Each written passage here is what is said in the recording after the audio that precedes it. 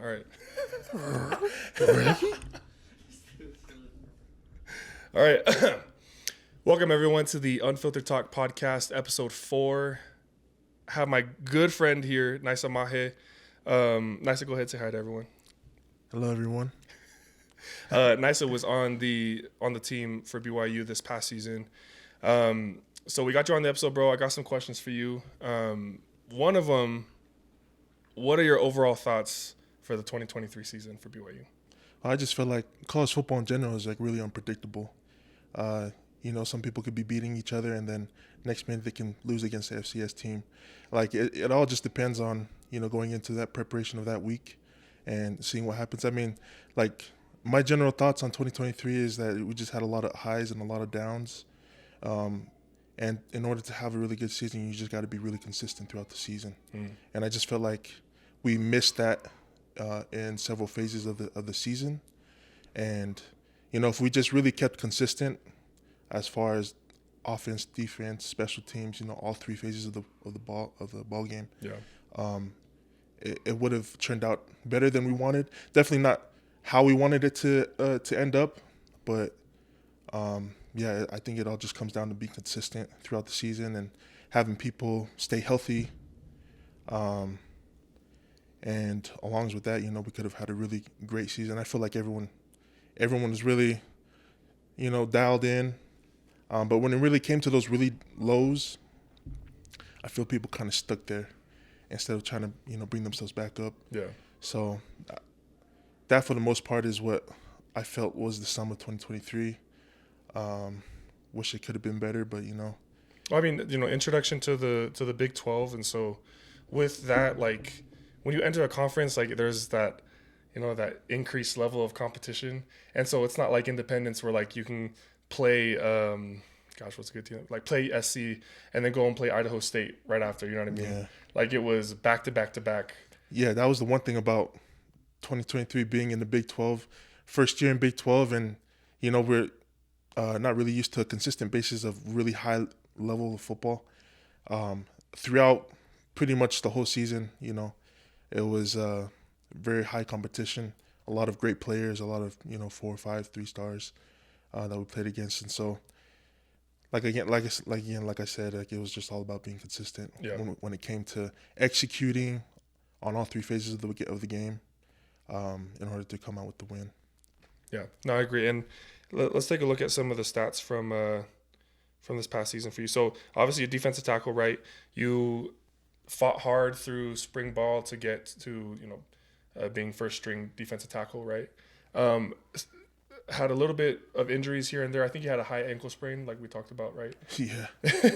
And was that just during practice, or no? That was during a game, right? It was actually during the last week of fall camp. Oh, that's right. Going into the first game, I had someone step on my ankle when I was trying to get up, and man, essentially they said it was a high ankle sprain, and I could probably miss like 3 to 4 weeks, or to be off of it. But I was like, man, I can't miss them. This is my last season. Yeah, I gotta play. So yeah, and high ankle sprains are a different type of ankle sprain. Like with low ankle sprains, you can put on a brace, and for the most part, you can be pretty okay. But with high ankle sprains, because of like the torque that it puts on your tibia or your fibula, like it's a lot more painful, right? Oh yeah, especially being my size and my weight.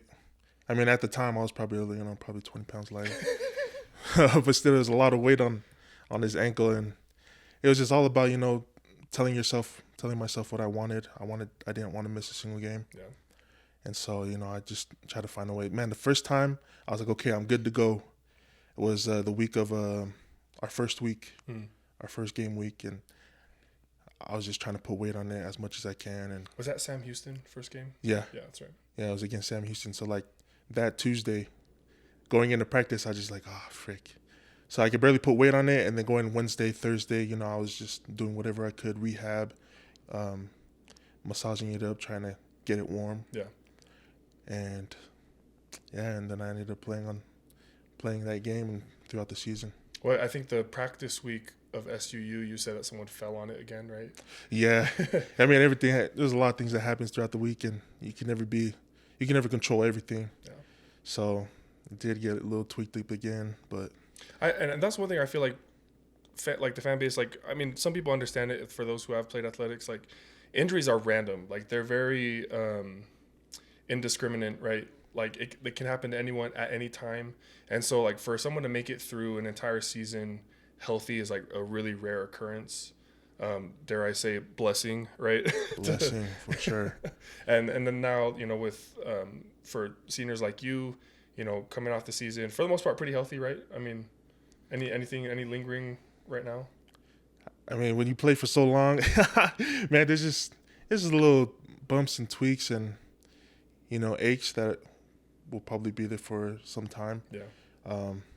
I remember after the season, like that whole time off, my body was still hurting, and I was like, oh, maybe this, maybe I shouldn't continue to play football anymore. And Dude, this dude. So I call this guy. I'm pulling up to a gas station and I'm thinking to myself, like, I'm gonna call Naisa, check in on him. Like, obviously post football life is like really tough, but I call him. I'm like, hey, so what's the plans for, for pro day and the next steps. And this guy looks at me. Guy's talking to me on the phone. He's like, oh, haven't thought about that. It definitely was, man. All of that pain made me really reconsider whether or not I was going to go through with anything football related after the season. But I mean, right now I'm feeling really good. Knees are feeling good. Ankles feeling good. Yeah. So just blessed. Yeah. And so now the plan is to do pro day, right? You're going to start training with Stroshine, right? I'm actually going to start training with Doc now. Oh, that's right. That's right. So for those of you guys who don't know, so like when it comes to like pro day training, you have like your choice of those of who you can train with to prepare to do the 40, do the bench press, do what are the other ones, like they have the broad jump, the vertical, right, agility stuff, right? Yeah. And so players, depending on depending on who they favor, like a lot of these players that we work out with people in the off season. So like I worked out with Jordan Pendleton for a little bit during the 2021 season and going into the 2022 season. And it really just is up to like your preference, right? I mean, like there's some guys who their philosophies fits you a little bit better than others, right? So with Doc obviously being on the staff with BYU, and that's actually another good question I have for you. How do you feel like the being someone who's gone through injuries and rehab and stuff, how has the rehab scene changed at BYU? Yeah, it's definitely it is different. It is a lot different than when we were first there, and all for the better. I feel like you always got to go through some change in order to switch things up and be able to adapt to things that are going on within the current era. And so there's a lot of scientific data behind the stuff that they were doing with us. Yeah. And yeah, it was just really different on the body. I can't say that I did feel good throughout the season. I feel like for the most part, if you look throughout all the other athletes, they felt pretty good throughout the season. I was gonna say I feel like it didn't really. I mean, I don't feel like it affected your performance a whole lot. You know what I mean? Like I thought you did really well throughout the entire season. Dude, the Oklahoma game was probably your highlight. I mean, for the most part, you graded the highest, I think, out of everyone on the defense during the Oklahoma game. Is that right? Yeah, as far as the D tackles went, but I feel like all of us balled out. Whoever was in, all of us just had a mentality like this is Oklahoma. This is a great opportunity to showcase what you're capable of, and I feel like all the D tackles took that to heart. And we definitely were giving Oklahoma O-line some fits, which was amazing, and was definitely a blessing. We worked hard all week, studied them all week, and I feel like we're very well prepared for what they had in plan for us. Yeah, and I think the Oklahoma game was like a good a showcase of some of my frustrations with BYU as a program, because like we have obviously frustrating losses, right? Yeah. We'll like lose to freaking Liberty, get blown out. Yeah. But then we'll play, Oklahoma, who's a nationally ranked team. All of a sudden, it's a ball game, right? It comes down to like the last drive, I don't understand what goes down. Obviously we talked about like the consistency like in gameplay and maybe in coaching as well. But for you guys, like what makes the biggest difference for you guys when you come play a team like Oklahoma that makes you guys like ball out and make it and turn into a game? You know what I mean? Man, honestly, I feel like BYU has a knack to love to be the underdog, Yeah.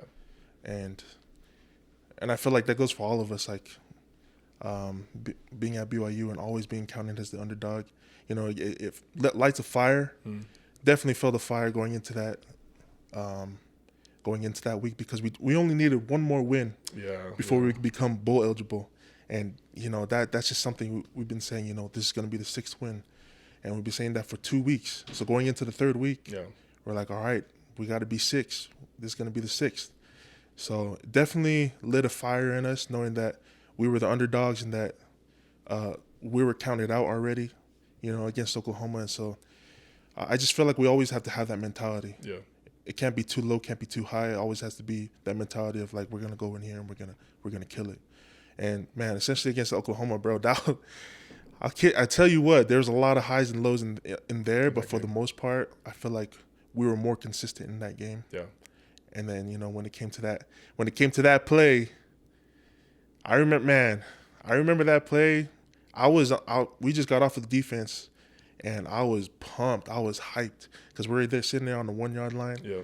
Man, I remember turning back to the crowd. I was standing on the bleach or whatever. Yeah. The the stool chair. the bench. Yeah. Yeah, on the bench, sitting there, and I was hyping everyone up. I was sitting there, let's go, throwing water bottle, going crazy, and then all of a sudden I just hear complete silence. And you're damn. Hear complete silence. I was like, all right, what did I do? Turn around and I just hear from the top corner, people just yelling, and I'm like, what's going on? Then the next thing you know is a freaking pick six, and that was a crazy game, man. Oh, dude, I don't know. Here's the thing, bro. Like, BYU is a church school, right? And at a church school like BYU, there is a little bit of like this prosper doctrine where if you live by the gospel standards, like you're gonna prosper, you're gonna be given things, right? If that was the case, BYU would be going to the national championship every year, but we don't, right? And I think that's one thing that like bothers me about the culture at BYU sometimes is like, when we're winning, it's like, we're doing all the right things.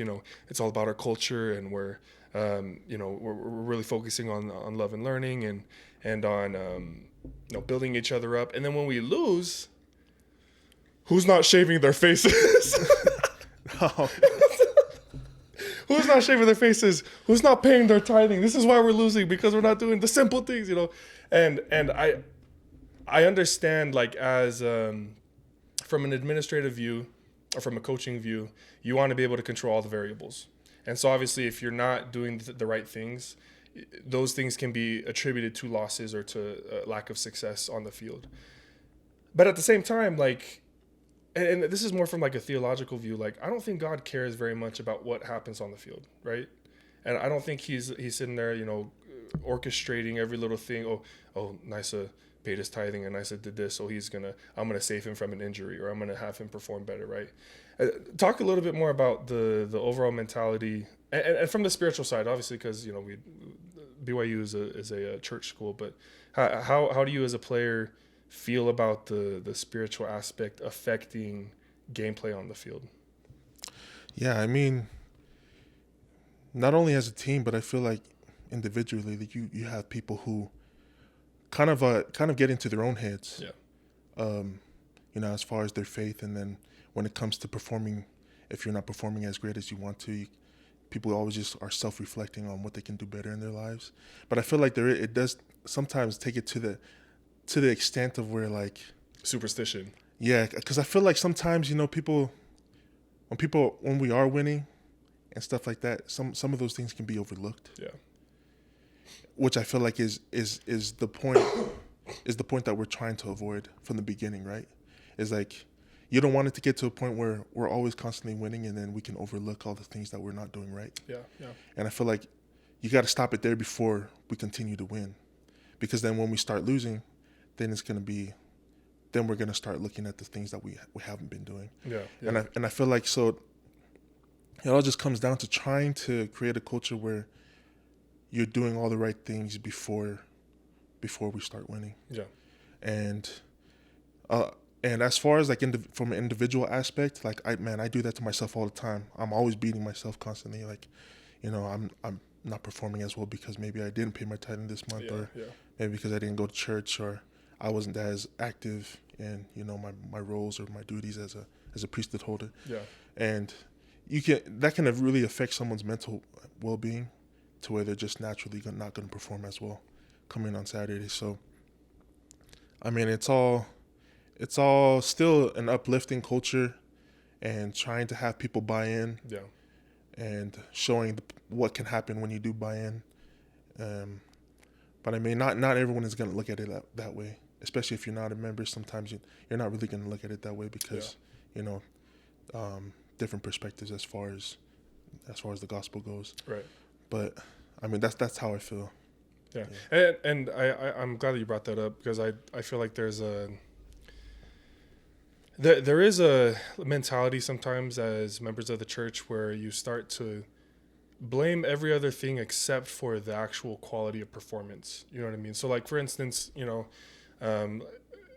you don't get a job, it's not because of, you're not a good standing member in the church, right? You're not doing the right things. It's probably just because that you're just not a good fit for, whatever company they don't think that your performance, like the actual performance, doesn't meet the standard, right? And so same thing with football, where like when we start losing games, we there's a little bit of a culture sometimes of like, well, these guys are partying and these guys are doing this, and those things can have an effect on performance. But for the most part, it's the football on the field, right? It's the guys, ball security, quarterbacks making good decisions with the ball, defense, performing the responsibilities, holding gap integrity. Like those are the things that affect wins and losses on the field, right? Not the smaller things. The smaller things can help with building culture and maybe unity and making sure that everyone is really bought into the program. But overall, I don't think I don't know. What do you think? Like for you personally, do you feel like your spirituality affects performance on the field? I feel like it definitely can be an aspect, but it like you're saying, you also have to think about, okay, what else am I not doing? What else am I not doing right? Am I not sleeping? Am I not rehabbing enough?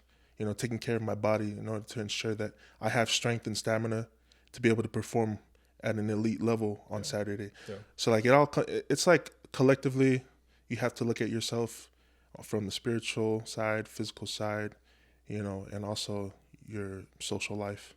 You got to see, okay, am I spending time where it needs to be spent, instead of just looking at like, oh no, I'm not good enough because I might have messed up this week, or didn't take sacrament this week or something like that. There's a bigger picture to that than just that side. I definitely agree.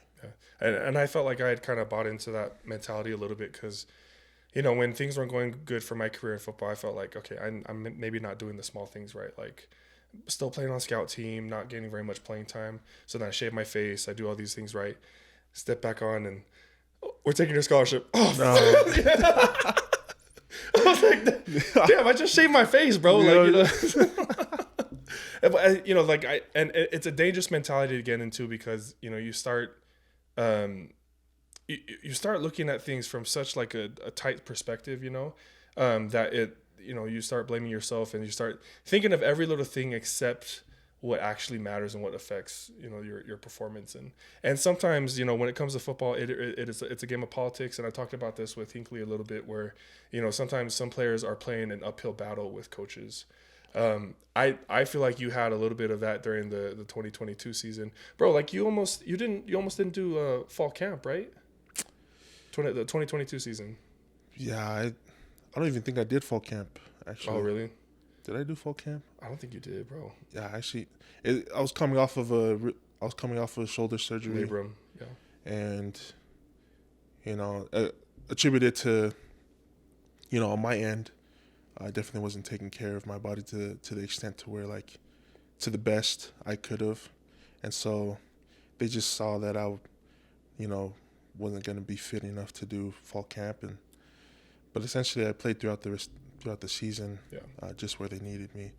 But yeah, I mean it can be political, and so at times, I feel like in all sports. Yeah, it's a normal part of the game, and people want to act like BYU isn't susceptible to the same struggles that every other program has.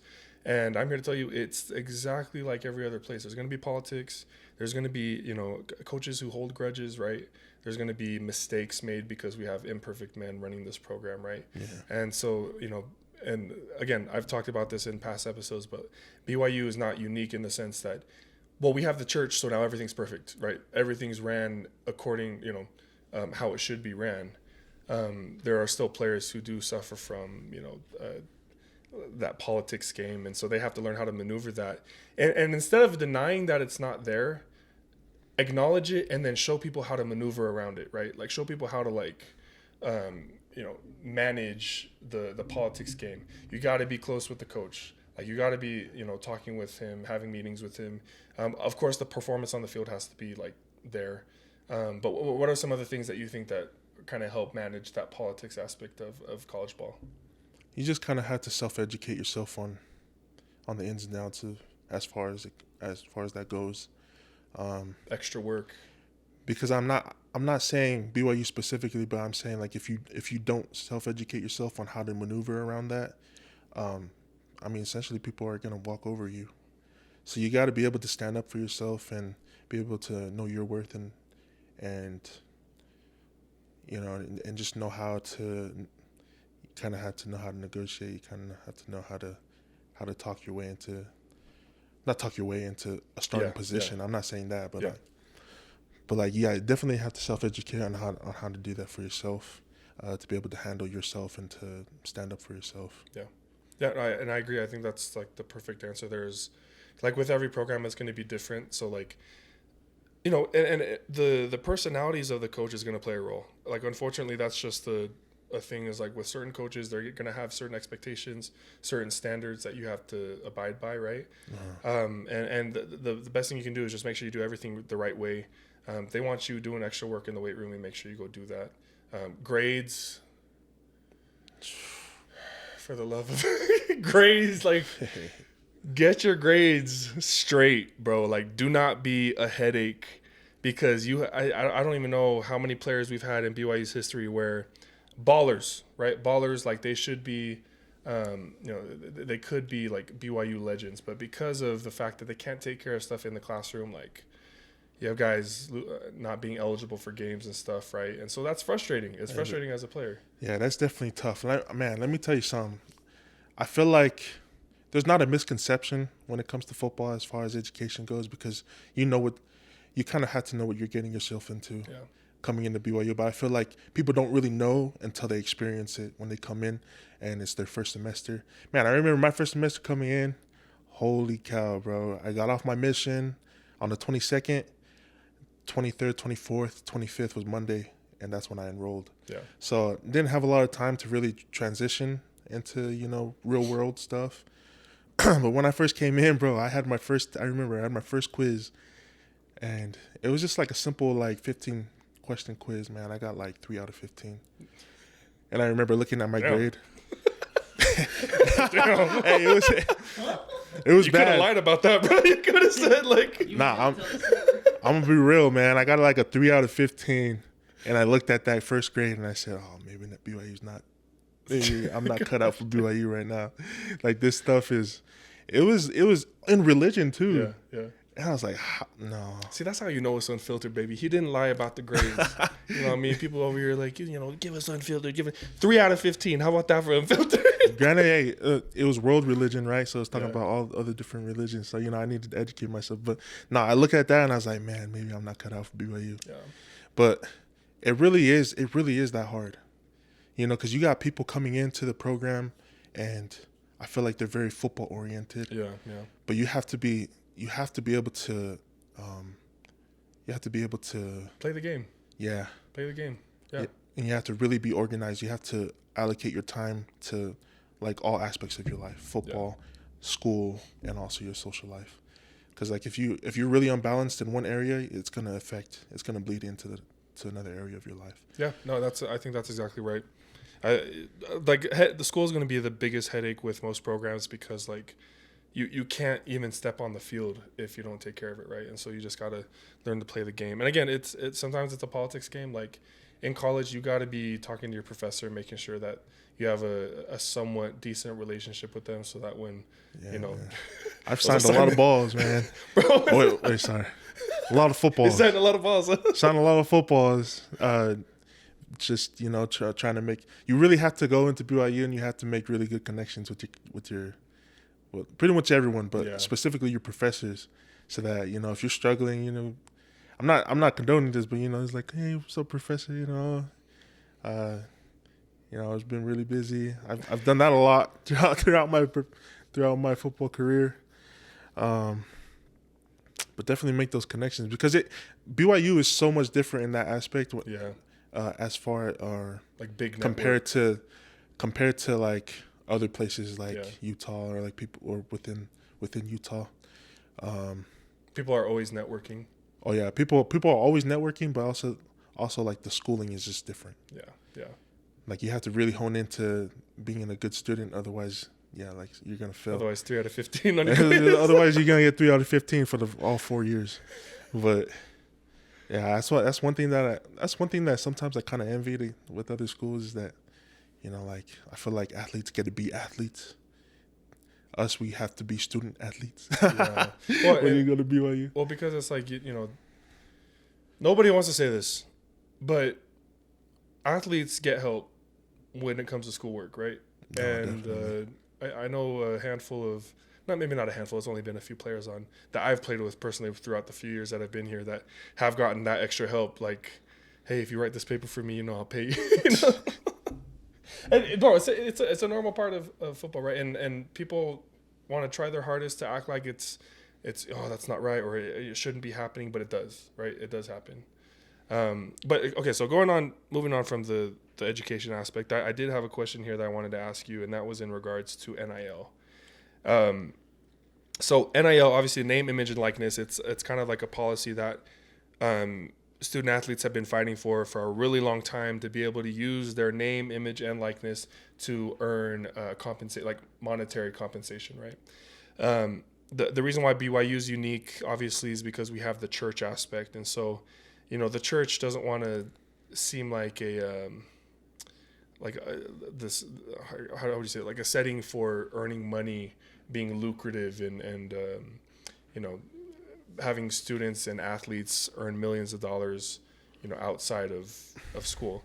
How would you rate, like if you 1 out of 10, how would you rate the NIL situation at BYU right now, and then kind of go into why you would give it that rating?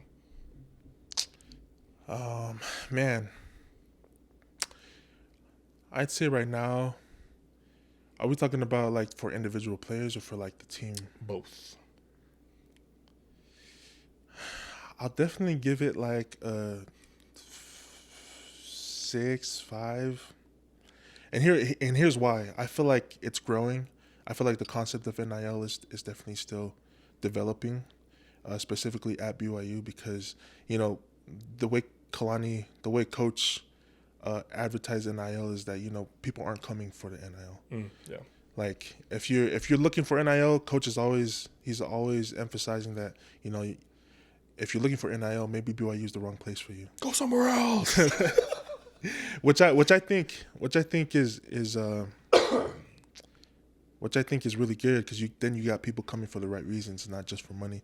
But I mean, with NIL growing like that, there's definitely going to be there's always going to be that aspect of what can I get if I do come to BYU. Yeah. And so, like, as a team, I remember we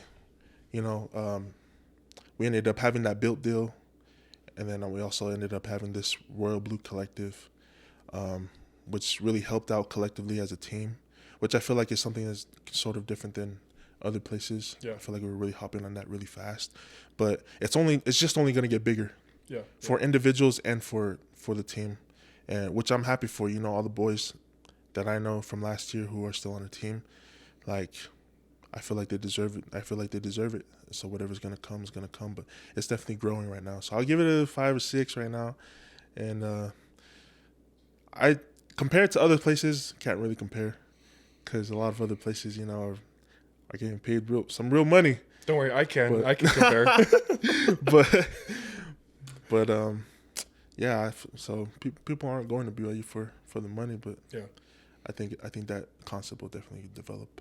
Yeah, and again, the spiritual aspect from BYU, like you're coming here for the experience. Like you're coming here for the ability to have the church's strong influence, right?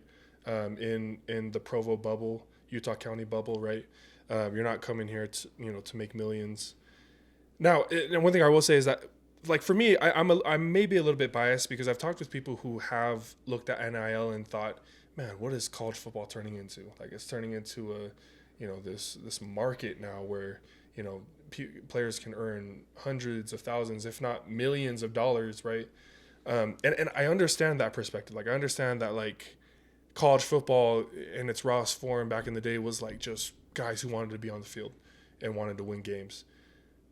But the problem with that, like that format, was that these institutions had all the power, all of the, they got all the revenue and stuff, and were using these players as a means to get money, right?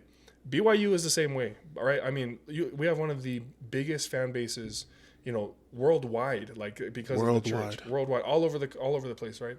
And so you can only imagine like how much money people are spending on jerseys, or spending on team gear and stuff like that.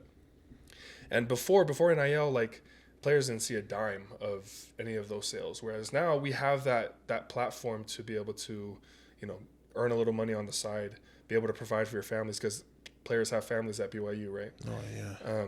And so for me, like I feel like it's a powerful tool to be able to help players make money, make ends meet, right? Obviously, you have some that are making thousands and millions of dollars, but at BYU, it's a few hundred to a few $1,000s, right? Like for you, like how was your overall experience with like the collective and with NIL at BYU?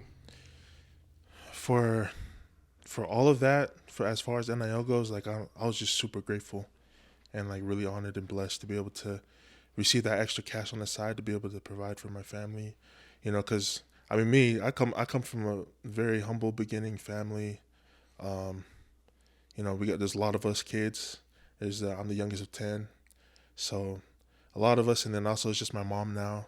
My dad passed away a few years ago, and so I was able to receive that extra money, either send it home or what. When I do go home, be able to buy stuff for family, and then recently this past year, all of the NIL that I did get. From the Royal Blue, it was going into saving for my wedding. Yeah. And so, like, it was just all a blessing. Which, heads up, guys, Naisa's off the market, by the way. So Man. sorry, all you Tahinas in Provo. Naisa's taken. Oh my gosh. Yes, I am taking. Oh but, yeah, let's go. But I definitely was able to save up a majority of that to go towards my wedding, and so I feel like NIL is really great, and it's a very powerful tool that can be used to be able to help these student athletes. Because I'm telling you, like, I feel like it's pretty similar college football and NFL sports. Like you're playing the game, and everyone's putting their body on the line to be able to perform and to entertain like hundreds of thousands of fans. And I do feel like those athletes deserve, a cut from whatever is made. Yeah. From the millions of dollars that are being made under their name. Yeah. So I'm definitely all for it. Definitely all for NIL, and I think it's a wonderful opportunity. It's going to only get bigger going forward. Yeah. I agree. I think like, you'll have players who make more than others, but at least we're turning it into a meritocracy, right? Where like it's based off of your performance on the field, your social media presence. Like, they have I can't remember if it's USC or Tennessee, but they have like a way of grading each player. And I think they tried doing that at BYU too, where they grade each player based on where they stand in the, in the depth chart, their social media presence, They based them off of like their likeness, right? Their personality and stuff like that. And so they gave each player a dollar value, basically like a valuation. And that's something that I thought was like an interesting concept, because I don't see BYU doing that. You know what I mean? I see BYU trying to do package deals instead. You know, like what was it where gosh, like we the collective was supposed to like launch soon, and we were sitting there waiting for it to launch because we're like going into the 2022 season. We're hyped, you know. Next thing you know, we see like these other sports getting these deals. Meanwhile, BYU, the football team is sitting there like, hey, where's our NIL deals? Oh yeah, you got to work them yourself. But you know, and then through the grapevine, we start hearing things about like you know, things happening behind the scenes, and people not rooting for football, and people not fighting for football to get what they deserve, right? And that's something that I don't know if you can speak very much on that, but I know that from the conversations that I've had, there seems to be like a boogeyman at BYU that is like, you know, we can't give football this because, you know, it wouldn't be fair to the sport or that sport, right? And then you see these other deals being cut for the other sports, and you're like, okay, wait a second, you just told us that we couldn't get it, but now I see, you know, this sport that, to be fair, doesn't bring much revenue to the school, right? But is now getting this NIL deal, and so I just feel like there was a little bit of a discrepancy, and hopefully the playing field's being leveled now for football, because of the fact that we see like, hey, NIL does bring wins. Like, you know what I mean? Like if you have a good NIL presence, good NIL rating, you're going to be able to bring in more players. You're going to be able to bring in guys who, you know, more than 3-star players, 4-star players, maybe even 5-star players, right? Because they see the value of NIL at a school, right? What would you say? Would you agree, or would you kind of differ on your opinion with that? Yeah, I'm not really knowledgeable on all of that, but I do agree for the most part. Yeah. Let's see. I have another question here I wanted to ask you. So we talked a little bit about like the spiritual side of BYU, and like the butting of heads, right? Where you want to be an upstanding member, right? But and this is something that I felt for a long time that maybe you can kind of share some insights on. But like, and especially with BYU with NIL, people like to separate the spiritual side from the business side, and say, well, I'm good spiritually, so I can do whatever I want business wise. I can screw over people in my business. Like you have like gosh, those guys from like Alpha Alpha Investments or whatever, who claim to be really strong members and stuff, but then you hear that the programs that they were putting out there were actually screwing over families, and not just any families, like Polynesian families, right? But because they see their perspective of business is so separate in conjunction to like the church, that they feel like it's okay. And so with with BYU and with like maybe even the collective, like there may be a side that's like, you see behaviors that you wouldn't really, they're not parallel with the gospel standards sometimes, right? Yeah, I definitely, as far as that goes, like I definitely don't, I definitely feel like there's a ceiling limit to that. It would only take you so far. Yeah. Because eventually things will catch up, and you know, the God is all knowing. Yeah. I feel like as far as that goes, like it's always gonna come down to in God's timing. With that, whereas instead implementing, you know, that spiritual side and doing people right, I feel like there is no ceiling for that. Yeah. Like there's no limitations to how much you can grow from that. Yeah. Because, you know, God is all knowing. Yeah. That's for me personally. That's how I feel. I completely agree. I think that and I guess maybe I can, like, if you are an administrator, a coach, or someone who represents an institution like with college football, if you screw over players will leave. Like, that's just it. Like, you know, you see people entering the transfer portal, and fans immediately jump to the fact like, well, you know, they just weren't bought in, or, oh, this guy just left for money, right? They definitely don't know. They don't know, right? They don't know. They don't know that there's things behind the scenes where, you know, players leave when they don't feel like they're being treated fairly. Now, maybe that perspective can be biased sometimes, right? So maybe there are players who are all about the money and all about the self-image and all that stuff. But I don't think it's a very large portion, right? Like for you, Naisa, like, would you say in your experience with players that you've interacted with, how many of them are truly all about themselves, all about the money?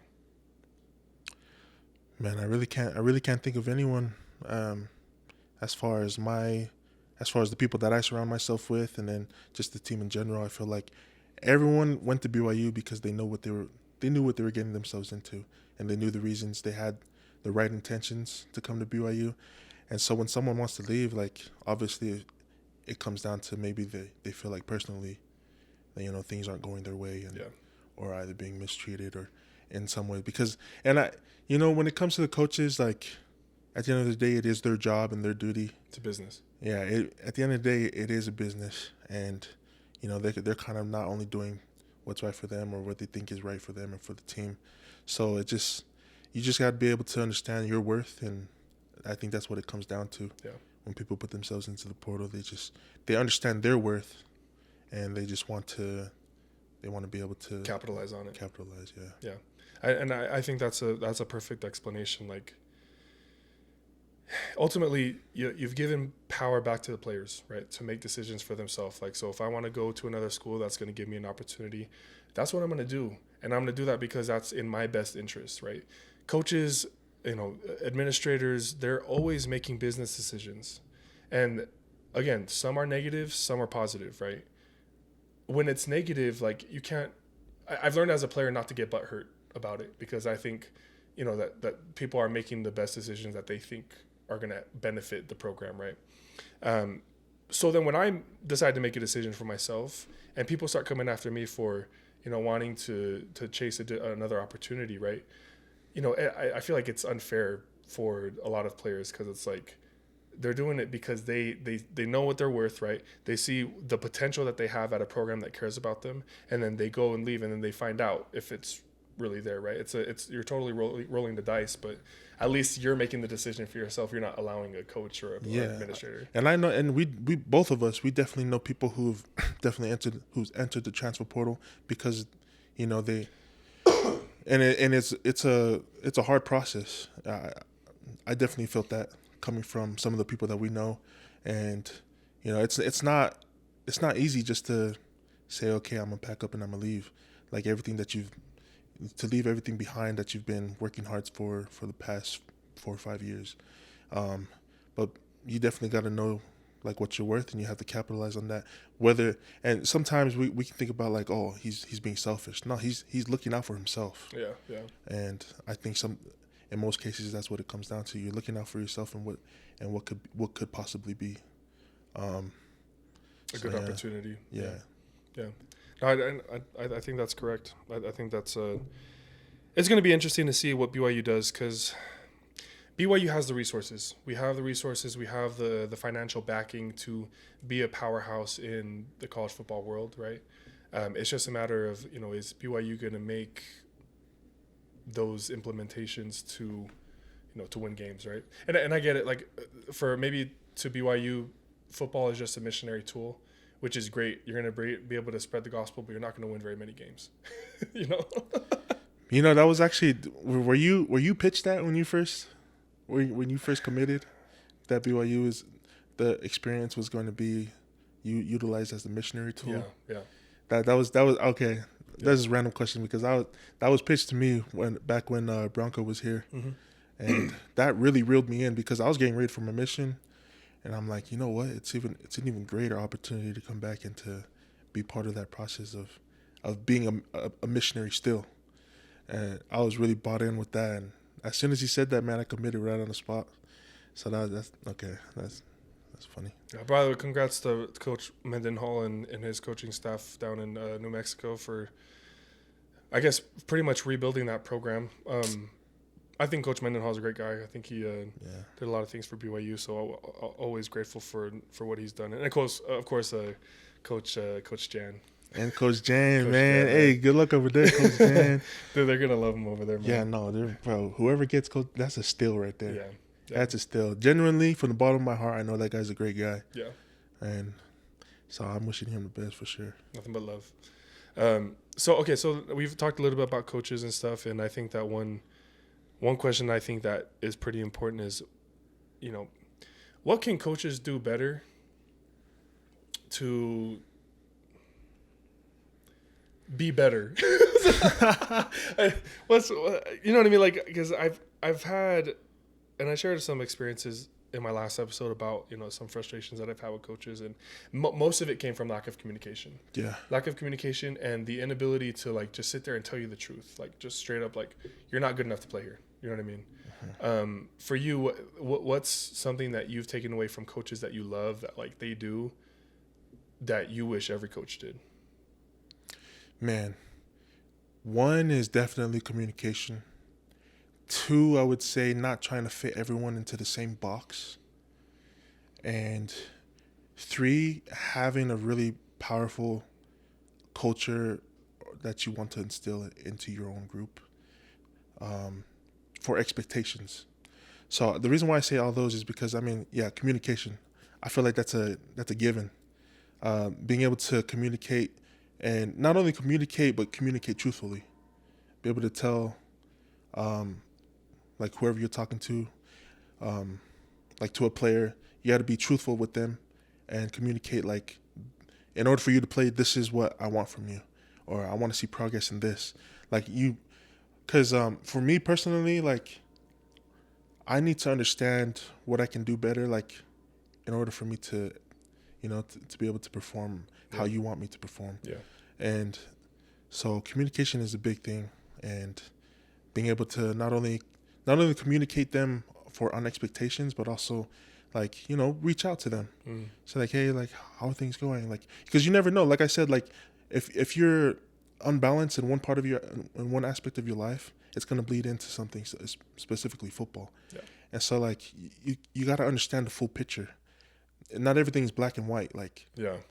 If I'm not doing really well in practice this week, like maybe there's some other things going on in my life as far as education or as far as family.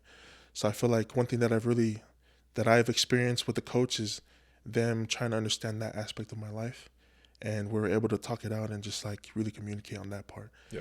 And so for my second part, like not fitting everyone into the same box. Not everyone is the same. Yeah. And one thing I really got to experience with Coach Bouha, man, shout out to Coach Bouha. I freaking love that guy from the bottom of my heart. Has helped me not only in the football aspect of my life, but also life in general, to be a good person. And like he never treated each of us the same.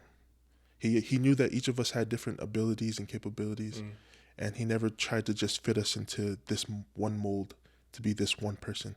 He knew that some of us were step and gatherers, some of us gathered in step, and he didn't try to change that from us.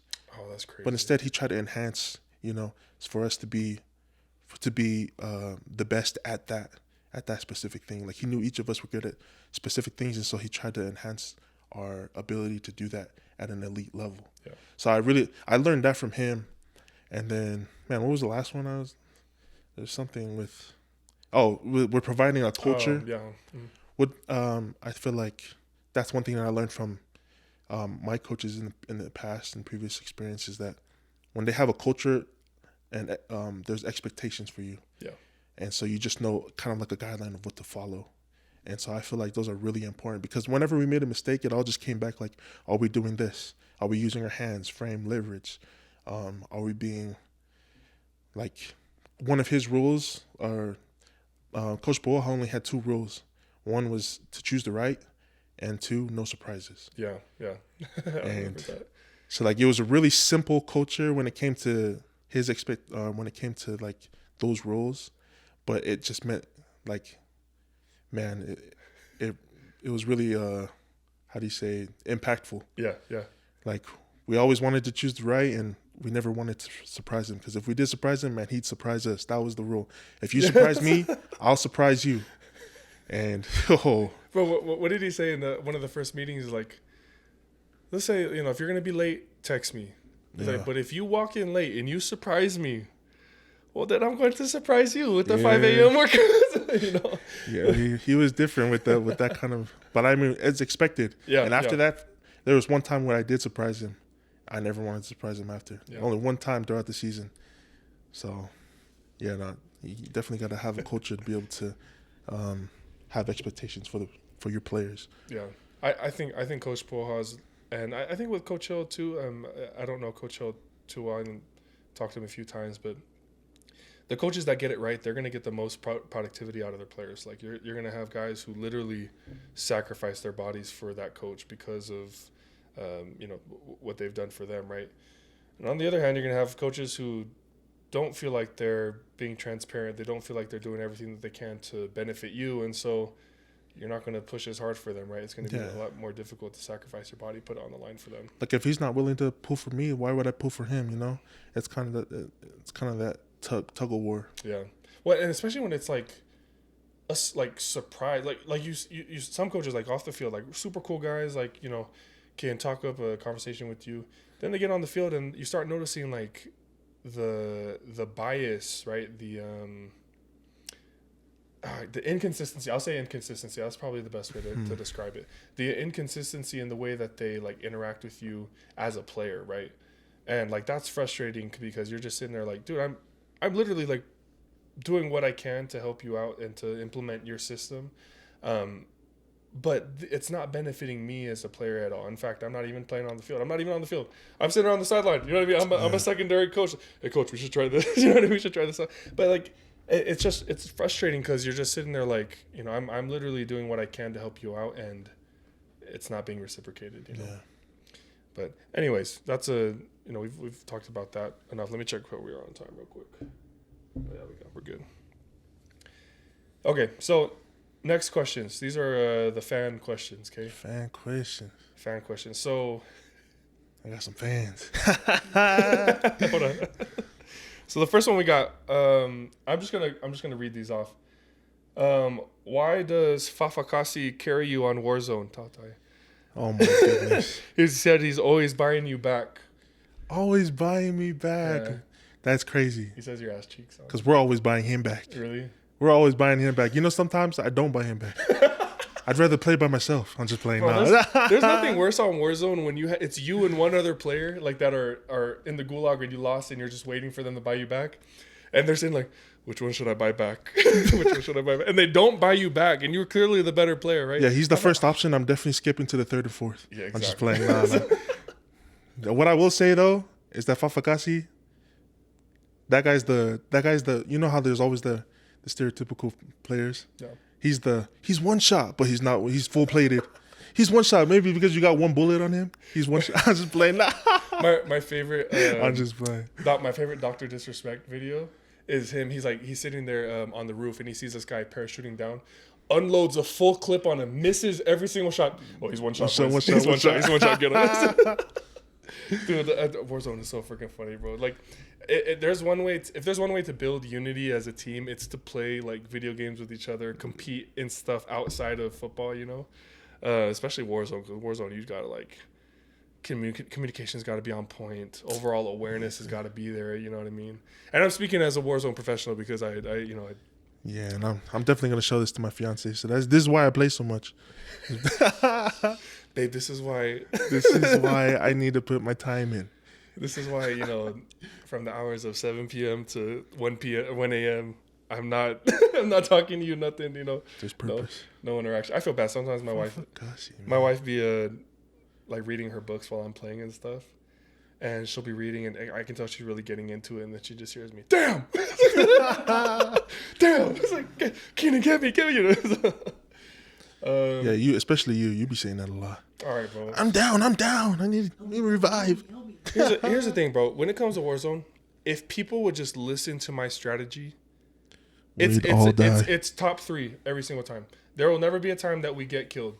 Like I was playing Warzone with some buddies and I'm sitting there. I'm like, guys, if we just kind of ride the outside of the circle and just like sneak our way in, we have masks and everything, and like that's how we get the dub, is like by chilling around the circle, maneuvering ourselves around, right? And next thing you know, we're winning games. We're winning Here we games. go. Bro, ask Keenan, ask Jackson, ask Pepe. Like, I we're don't even winning gotta games, ask them. bro. Okay, you know what? Since this is your podcast, I'm gonna ask them. Ask them, bro. Go ahead. Okay, next question was, this is from John. John who? John Finau. Bruh. Also known as Wes Kearns. So, who are your top 4 Warzone teammates? All time. All time. All right. I'm right off the bat, you know. You just point to yourself. Cali Daddy, obviously up there. Come on, dog. Listen, I'm definitely gonna have to put Isako up there. Isaac. And Isaac, of course. Yeah. So I mean, that was back in the Now he's scared. Stone Ages over there when now he's scared to play. when he was running like what are those duos? Running duos, sitting there getting dubs on dubs. That's what I'm talking about. So shout out to Isako. Frick. I played a lot with Mo. Bro, you can't put Mo in the top 4. He's definitely Naisa, you can't put Mo in the top 4. Okay, Mo okay. Is what we call And in the world of Call of Duty, Mo is what we call a free kill. Now, the reason why, because if you see what's his username? King Mo. Is it King Mo? Yeah. When you see King Mo cross cross your crosshairs, right? That's a free kill right there. Like this guy is. He likes to draw the silhouette around the players instead of actually shooting the guys, right? Or stealing your kills. Or stealing your kills, yeah.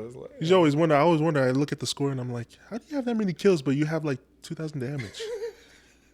Yeah, it's crazy. It just doesn't add up. That's why. Okay, so I got Isaac. Okay. Man, recently I've been playing a lot with David. David Latu. Hey, shout out to Elder. His name is Elder. You guys should go follow him on Twitch.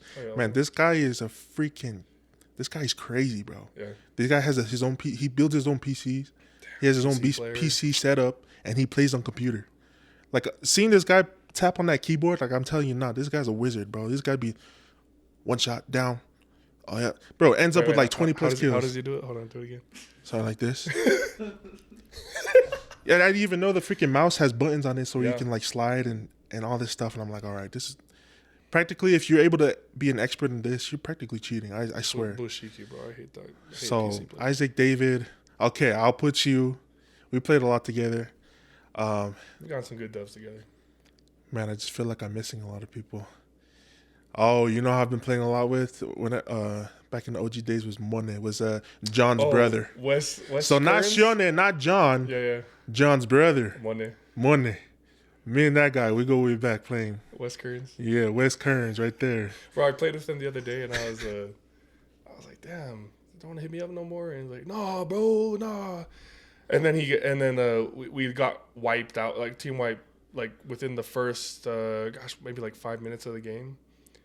I was like, Mahe, you're supposed to be Mr. Wes Kearns, you know, all about that, freaking top 5, and we got like wiped, bro. Like it's one of the most frustrating things when you hop in the game and you're sitting there like long day of practice, hop on the game, and then you get sweated by these 12-year-olds, bro. And I'm just like. Or even when you have to wait in resurgence, you have to wait like 5 more seconds, and this guy's just sitting there running in the open. Like, bro, like hide just for 5 seconds. You don't need to be running around like that. Just freaking play it up and lay on your stomach. That's what we call free kills, bro. Okay, and then number 5, I'll put John. John, okay. I'll put John. 5. Okay, number 5 on the top 4 list. Number 5 on the top 4, huh? Okay, Sione.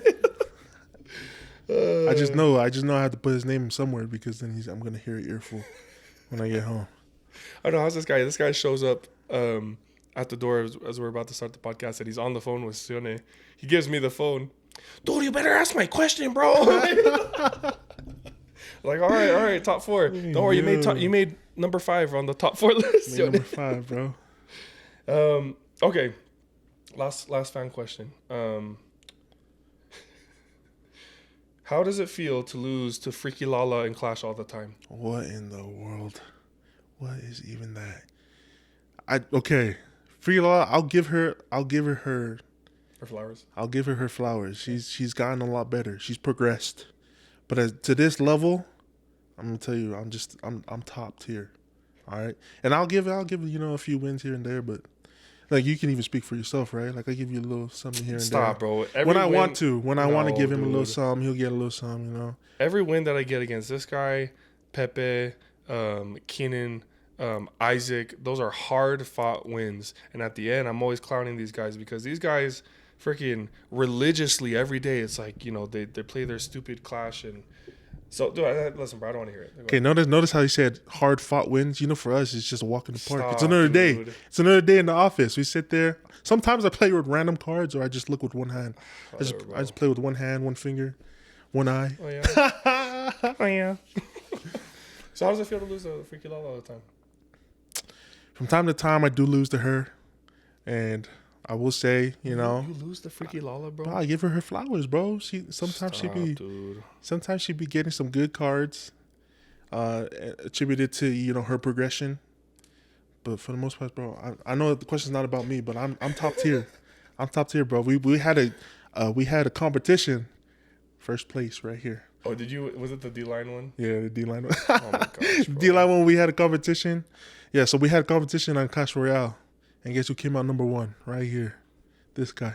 Dude, $80. Let's go. I still didn't get paid. Some of y'all still didn't pay up. I need y'all to pay up. Especially now that I'm done with football. Hey, that was like when what was it, like 2.5 years ago when the Clippers played the Jazz?